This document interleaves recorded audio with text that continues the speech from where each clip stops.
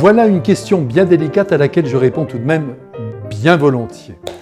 Quels arguments forts un chrétien peut-il donner aux gens qui pensent que l'Église ne peut rien leur apporter ? D'abord, permettez-moi de rappeler que les êtres enfermés dans leur certitude et donc bornés ne peuvent intégrer à travers des arguments des idées nouvelles. Ils sont formatés. Leur pensée est à jamais définie.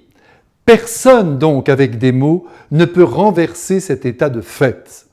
En revanche, un choc peut les déstabiliser. Et ce choc peut toujours survenir. Une rencontre de grand prix, un amour qui les bouscule, une souffrance qui leur ouvre le cœur, une visite de Dieu, pourquoi pas, ou encore un miracle qui surgit devant eux. Alors là, tout devient possible. La carapace peut craquer.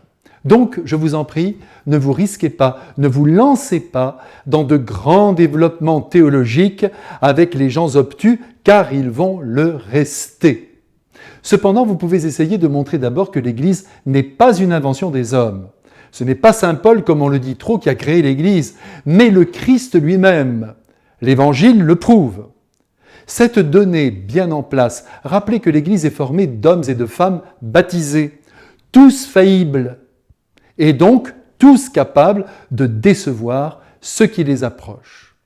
Ensuite, montrer que l'Église est un véhicule qui transporte à travers le temps la beauté de l'Évangile, autant dire l'Esprit du Christ, et qu'elle donne au monde, bien qu'elle en soit indigne, en raison des hommes faillibles, j'y reviens, qui la composent, ce que l'on appelle la grâce, et qui est une étreinte. C'est l'étreinte de Dieu. C'est donc Dieu qui nous serre entre ses bras en nous communiquant sa force, son soutien, son pardon, ses lumières, notamment à travers le don des sacrements, tous inventés par le Christ et non pas par l'Église, qui a simplement reçu, si vous voulez, le pouvoir de sa part de les donner aux hommes, en particulier le pouvoir de pardonner les fautes commises, et pour les prêtres, de célébrer l'Eucharistie, qui est une pure merveille, puisque c'est Jésus lui-même qui se rend présent sous la forme du pain, et qui vient nous nourrir de sa présence et de son amour. Voilà ce que l'Église apporte au monde.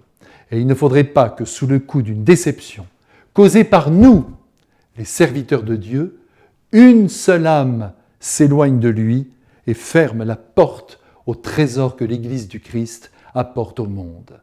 N'admirez pas les prêtres, je vous en prie. Admirez ce qu'ils vous donnent et vous aimerez l'Église à la folie. Je vous bénis tous, puisque j'en ai le pouvoir, et vous dis à bientôt.